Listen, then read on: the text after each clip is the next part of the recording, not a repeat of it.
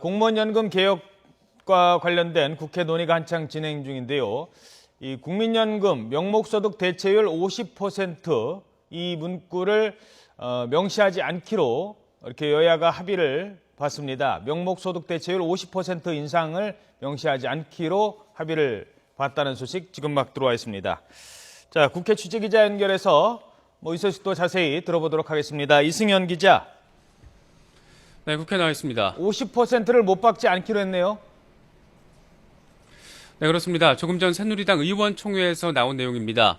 지금까지 그동안 연금개혁 실무협상안을 진행해왔던 새정치연합의 강기정 의원, 새누리당 조원진 의원이 그동안 실무협상을 통해서 국민연금 소득대체율 50%는 명기하지 않고 이 사회적 기구를 통해서 조금 더 논의를 하겠다. 이렇게 잠정 합의안에 대해서는 이 합의를 한 상태였습니다. 이 합의안을 놓고 오늘 오전 새누리당 의원총회를 통해서 보고를 하고 이 새누리당 의원들에게 보고를 하고 이 추임받는 자리가 지금 진행이 되고 있습니다. 이 자리에서 나온 합의안을 통해서 저희가 지금 보도를 전해드리고 있습니다. 이 합의안의 내용을 보면 이 여야가 이 국민연금 명목소득 대체율, 지금까지 논란이 되어 왔던 이 명목소득 대체율 50% 인상을 명시하지 않고 이 소득 대체율 50% 문제는 사회적 기구에서 다시 논의하기로 여야가 합의한 것으로 합의안의 내용이 담고 있습니다. 이 실무기구 합의안 역시 이 적정성과 그 타당성을 앞으로 더 검증을 하겠다. 이 같은 입장에 대해서 여야가 합의를 했습니다. 또 합의 실현을 위해서 국회에 사회적 기구를 설치한 뒤에 이 같은 내용을 앞으로 점진적으로 합의하겠다는 내용에 대해서 이 새누리당 의원총회를 통해 보고가 올라갔고 지금 현재 의원들의 추인을 받는 작업이 진행이 되고 있습니다.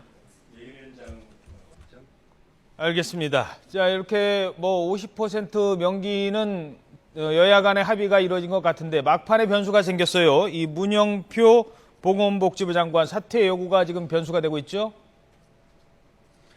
네, 그렇습니다. 오늘 진행될 여야 실무협상팀의 회동 그리고 원내 지도부의 회동 과정에서도 이 문영표 장관의 사퇴에 대한 이견이 상당히 중요한 이슈로 다뤄지게 될 것으로 보입니다.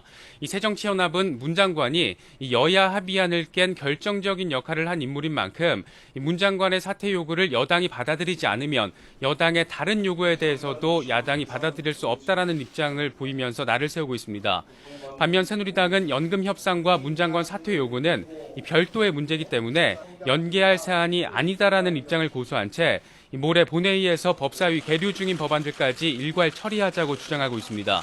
이 김무성 대표 역시 야당이 문 장관 사퇴를 조건으로 내세워 답답하다는 입장을 오늘 오전 기자들을 만나서 내비치기도 했습니다.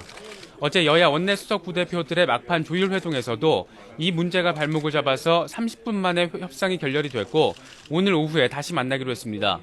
이런 가운데 실무협상을 진행해온 새누리당 조원진, 새정치연합 강기정 의원이 잠시 뒤인 오전 10시 반에 만나서 최종 합의안의 도출을 시도합니다. 두 의원은 오늘 실무기구에 참여했던 연금 전문가들로부터 이 각종 쟁점에 대한 의견을 전달받은 뒤에 이 최종안을 도출한다는 방침입니다.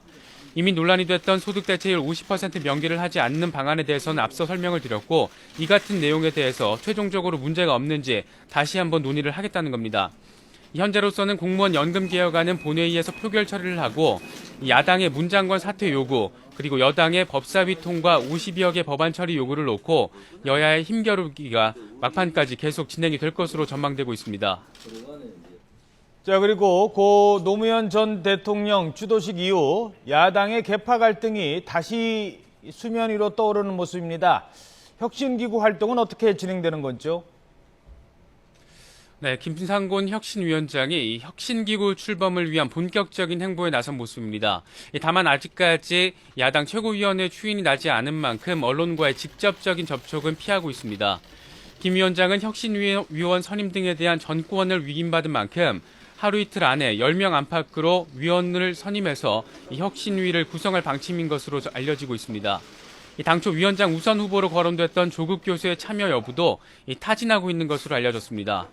김 위원장은 위원장직 수락 이후 첫날인 어제 이종걸 원내대표를 만나서 당내 상황에 대한 설명을 들었습니다. 이 자리에서 이 원내대표는 의견 차이가 있는 당내 계파 그룹 두세 개 정도로 묶어서 이 혁신위와 간담회를 갖는 방안을 제안했고 김 위원장도 이를 긍정적으로 받아들인 것으로 알려졌습니다. 이와 함께 김 위원장은 이른바 개파 등록제를 도입해서 이 개파 세력을 양성화시켜 개파별 독식과 담합 등을 차단하겠다는 계획도 고려하고 있는 것으로 전해지고 있습니다. 쉽게 말해서 내가 어느 개파의 소속인지 혁신기구에 등록을 해서 이 공식적인 당내 개파 현황을 파악을 하겠다는 겁니다.